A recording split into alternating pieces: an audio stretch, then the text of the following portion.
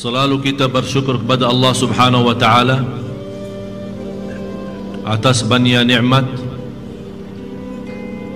dan menurut saya Allah terlalu baik sama kita kalau boleh bahasa ini.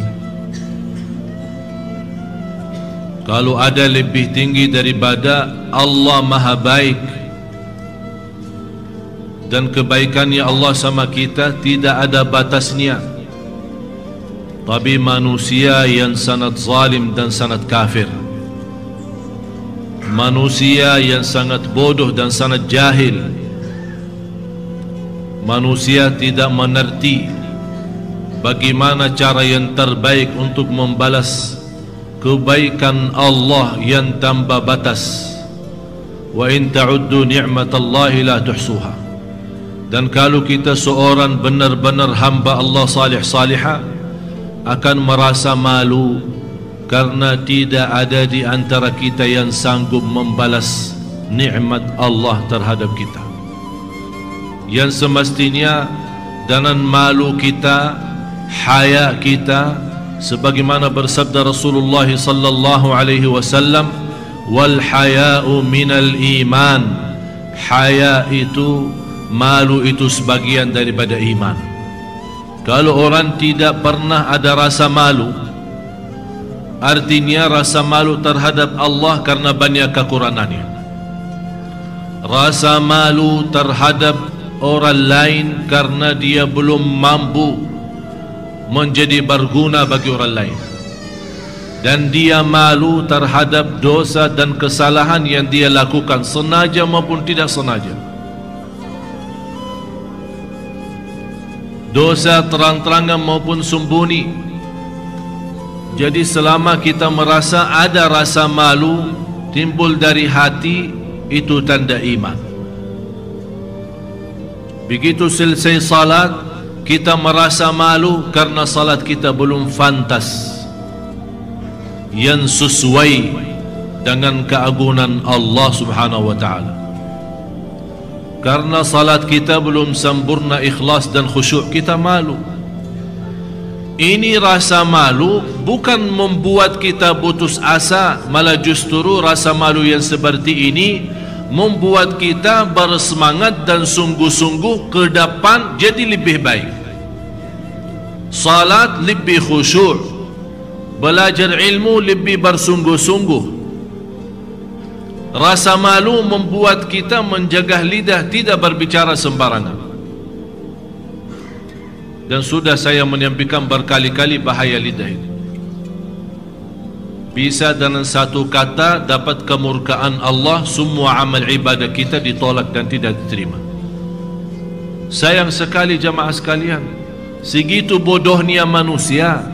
Sepanjang malam i'tikaf dan setiap malam salat malam, dan tidak pernah berhenti baca Al-Quran, puasa Isnin Kamis, bersilaturrahim, bersedekah dan kedermawannya luar biasa.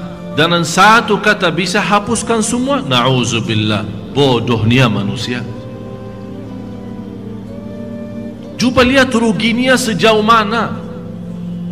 Kalau kita tahu ada sesuatu, apapun sesuatu itu, tapi bahaya akan mengganggu harta kita. Kita punya harta, punya rezeki, ratusan juta, bisa miliaran, bisa triliunan, tapi kita tahu ada satu amalan atau satu peristiwa kalau kita lakukan mengakibatkan kehancuran harta.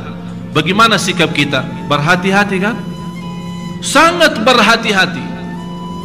Tapi kenapa kita tidak sangat berhati-hati dalam hal iman kita? Jangan sampai iman kita habis, jangan sampai iman kita terhapus, jangan amal ibadah kita yang selama ini sebagaimana bersabda Rasulullah, seorang salat 60 tahun, habis 60 tahun malah ternyata tidak ada satu pun yang diterima Allah.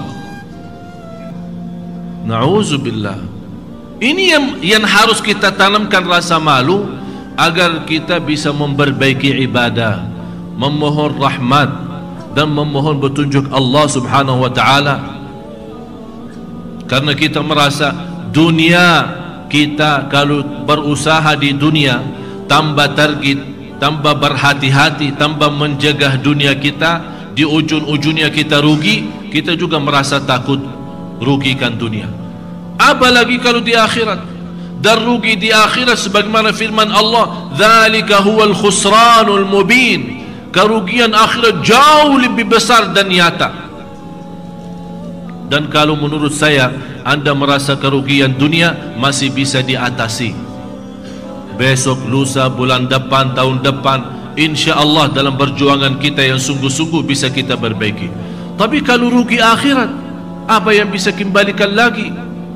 Kalau kita sudah termasuk orang yang dihukumkan oleh Allah masuk neraka, bukan karena Allah zalim, malah justru Allah maha adil, karena perbuatan kita terjumus masuk neraka. Apa yang kita mau jawab? Apa yang kita mau bilang sama Allah?